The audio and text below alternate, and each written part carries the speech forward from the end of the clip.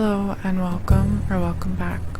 Today's movie is a British psychological drama from 1963 called The Servant. It was directed by Joseph Losey and stars Dirk Bogarde, who plays a servant named Hugo Barrett, and James Fox, who plays a wealthy Londoner named Tony. Barrett is going to upend Tony's life and manipulate him so that he can advance in his own. This is a story of class differences and how long-standing indignation can fuel people to do devious things without a shred of remorse. So, Tony has just moved into a new house and he's looking to hire a manservant. In the opening sequence, we see Barrett dressed well, walking with confidence and arriving at the house. Nobody answers the door, so he invites himself in, but he does it very stealthily. As he looks around, he notices Tony asleep in an armchair and approaches. They go upstairs for the interview, and Barrett gets the job. As a servant, Barrett goes above and beyond for Tony, which makes the latter tease him a bit. It even grates on his girlfriend Susan. One night, she comes over and ends up leaving when Barrett interrupts an intimate moment. Unbeknownst to the couple, this is just the first of Barrett's schemes. He's gonna steer Tony from the life he knows and drive a wedge between them, progressing from servant to master of mind games. So, Dirk Bogarde was amazing in this, and it's easy to see why he won an award for the role. I've watched Death in Venice and The Night Porter, which are both films where he plays these unprincipled characters, and he does it with the same subtlety in this one. This weird subtlety and ease. One could argue about his character in Death in Venice. I know a lot of people say that he's not this weirdo, but I'm not going to get into that now because I'll be discussing The Most Beautiful Boy in the World in an upcoming video, so I'll talk more about that there. I think Bogarde's round eyes lend themselves to playing devious characters because they can express so much. Something about him just draws you in, and it doesn't hurt that he's so handsome. To me, he has the look of a quintessential villain, but I don't know how many people would agree. There are repeated moments when this little gleam flits over Barrett's eyes, but Tony is oblivious. Barrett's body language belies the way he presents himself to Tony, but Tony can't see this.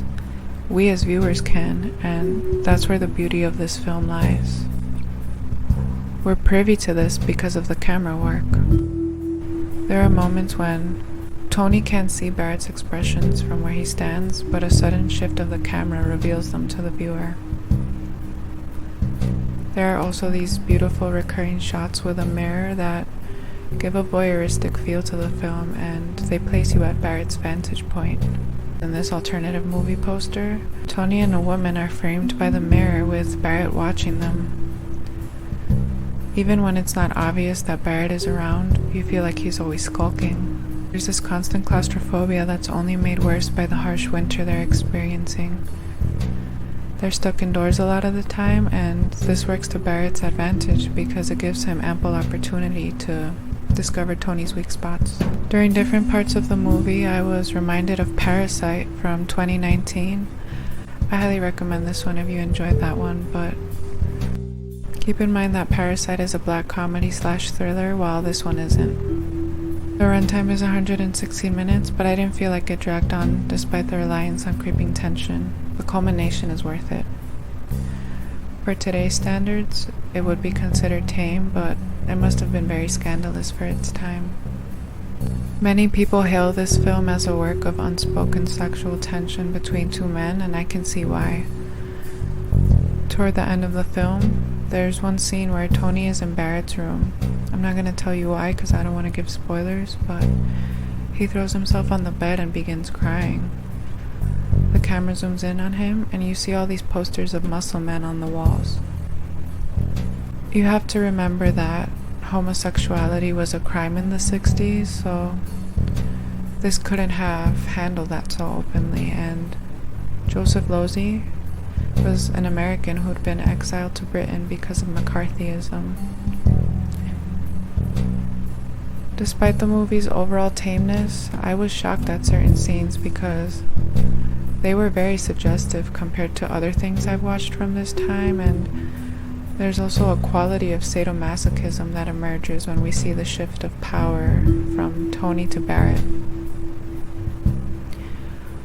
This one gets 3.5 out of 5 stars from me, and I'd love to rewatch it and analyze more of the camera work. If you've reached the end, I want to thank you for watching.